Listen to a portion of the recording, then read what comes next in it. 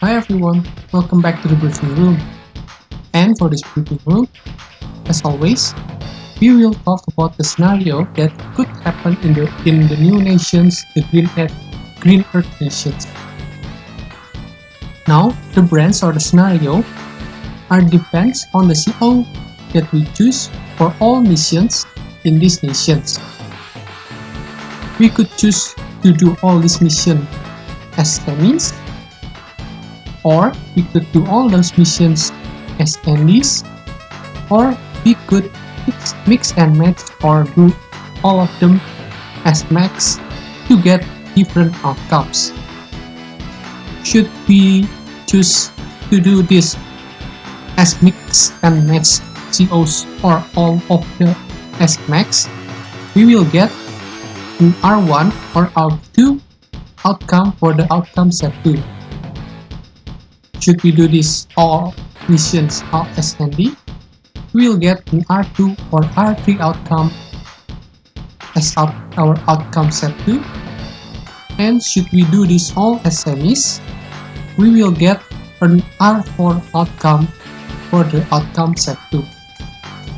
Now, as you may realize, this outcome set 2 is carried over or affected by the Yellow Comet nation outcome. The rule of thumb is our R2 outcome, that is if we do the Sonja's missions, will override or take priorities over an R1 or an R3 outcomes. So for example, if we do these missions all as ND, and from previous campaign we do all Sonja's mission, we will get an R2 outcome.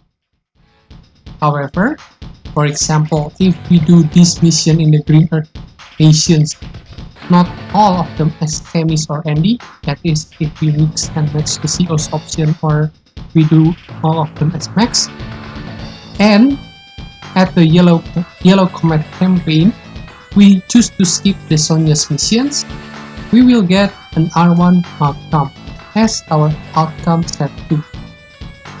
Now, for this playthrough, I will do the Green Earth missions using mix and match COs, or not all of them as ND or not all of them as semis, as I aim for an R1 or an R2 outcome.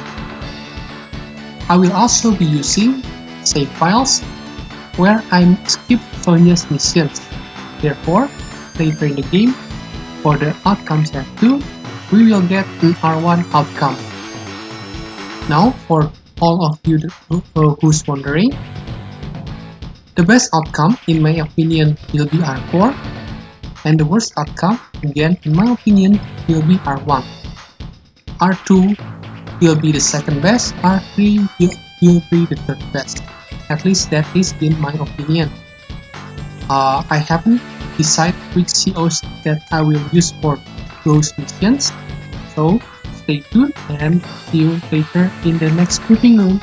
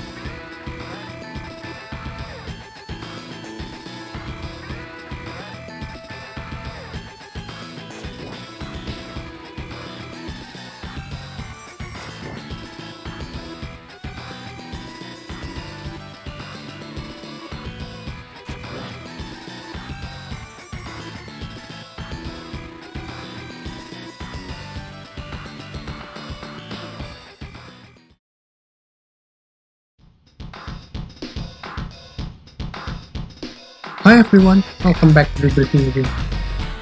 Now, as previously mentioned, for the Green Earth campaign missions, I will mix and match the sales options. I will also avoid all semis missions for the Green Earth campaign. The reason being is that, should I want to replay this game, I will likely to choose the R4 outcome that involve replaying all semis missions in the Green Earth campaign. However, for this playthrough or for this playlist, I will only play the Green Earth campaign once, that is, aiming for the R1 outcome. It means that you will see a mix and match sales option between Andy and Max for all Green Earth campaign missions. So I'm sorry for all semis fans out there. Let's hope I change my mind and I will post my replay in the YouTube. Now, let's move on to the strategy. We will facing Drake as Andy for this map, and I will talk about Drake first. Drake is the reverse or anti-eagle.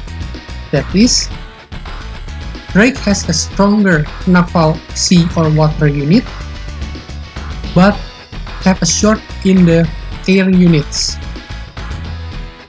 For the Drake's Zeus power, Drake's Zeus power is called Tsunami, and what it does is the reverse or the anti-hyper repair. Tsunami will damage all opponent's units by 1 HP, but Tsunami cannot defeat or KO any unit, so it can be to minimum 1 HP.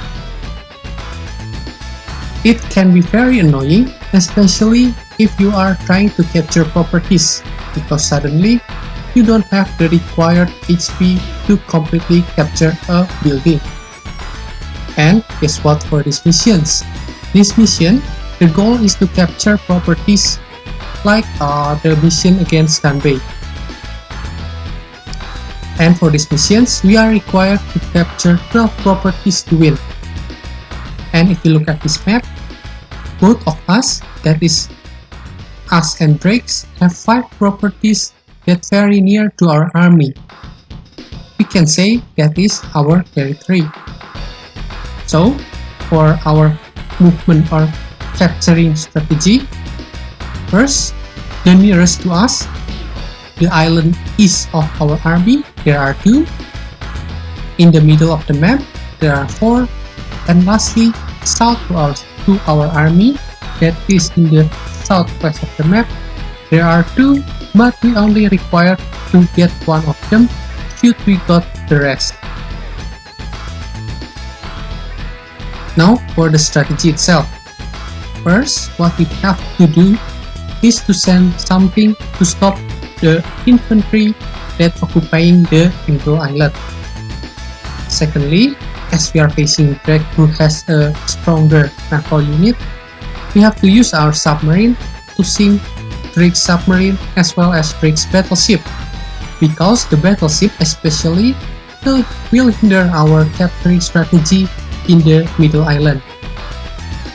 Now, secondly, what we have to do is to send our MD tanks and preferably an artillery or a rocket to the southern of our unit, that is to the southwest of the map.